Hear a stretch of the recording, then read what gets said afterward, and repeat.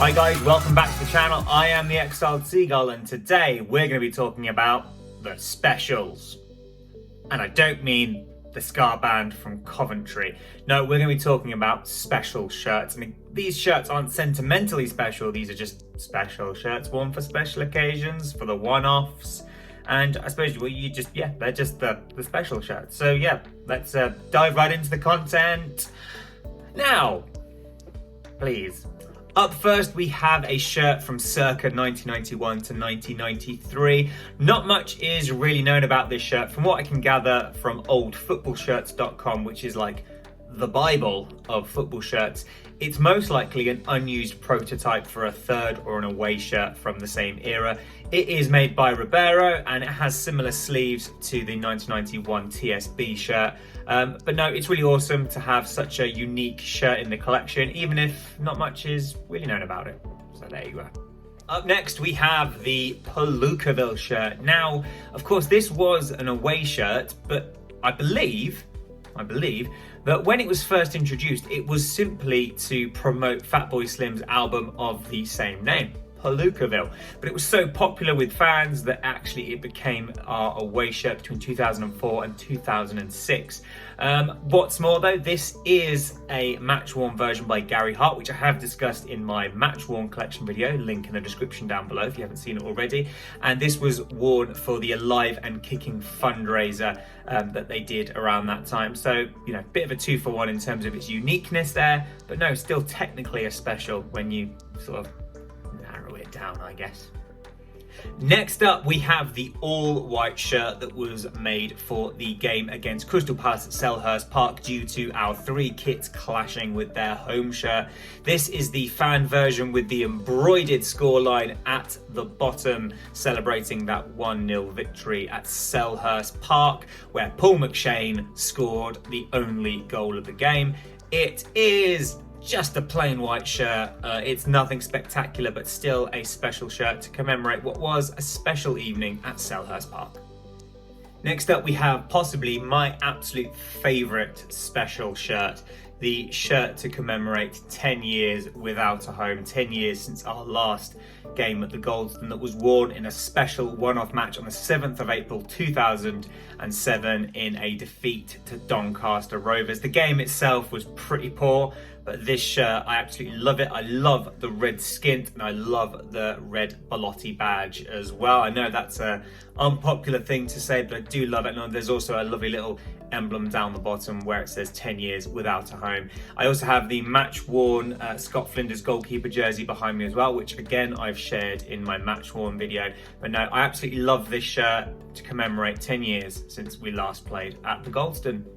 Here we have another shirt that I have already spoken about in a previous video, but it's here again because it is the special edition shirt that signalled the last ever game where we would be sponsored by Skint Records, Fatboy Slim's record company. It was worn against Swansea City on the 3rd of May 2008, and as I say, it brought to a close the sponsorship deal we had with Skint, which had been in place since 1999, and at the time it was the longest running shirt sponsor in the Football League. And what a way to end our time with Skint, one of the most apt shirt sponsors a club has ever had, and it really personifies the Withdean years for me. Do not adjust your screen or your device, viewers. We are still talking about Brighton and Hove Albion, but this shirt has quite a unique place in Brighton and Hove Albion football shirt history.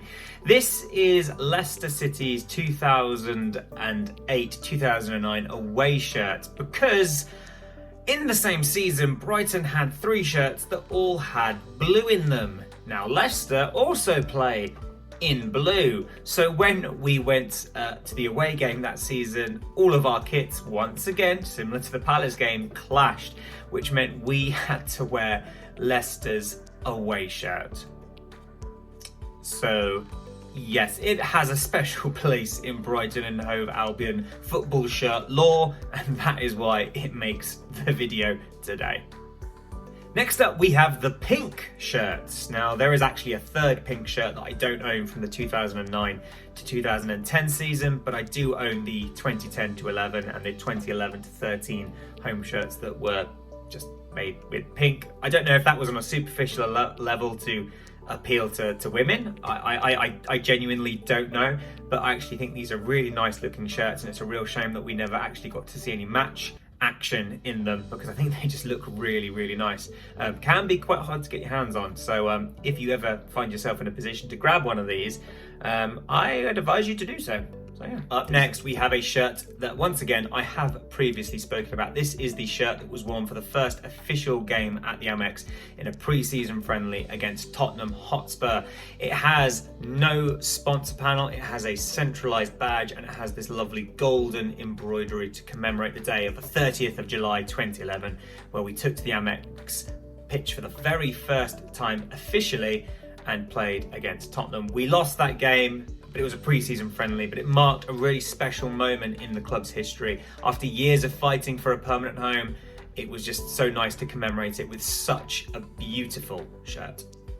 We jump ahead now to 2015, where Brighton and Hove Albion wore this special one-off shirt in the game against Cardiff City on the 3rd of October to celebrate 25 years of Albion in the community. The American Express sponsor panel disappeared and was replaced, as I say, by the commemorative sponsor panel you can see on the shirt behind me. A really nice way to commemorate all the wonderful work that Albion and the community had done up until that point and continue to do until this day.